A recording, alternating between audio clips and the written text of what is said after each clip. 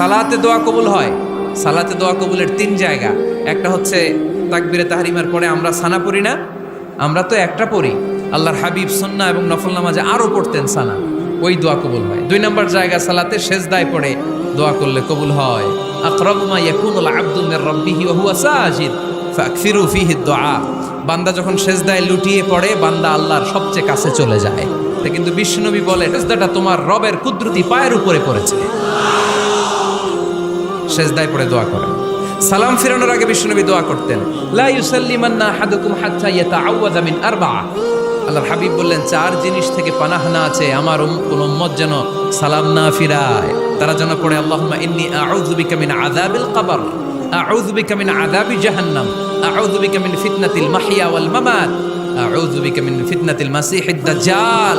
আল্লাহ কবরের আযাব থেকে বাঁচাও, আল্লাহ জাহান্নামের আগুন থেকে বাঁচাও, আল্লাহ জীবন মরণ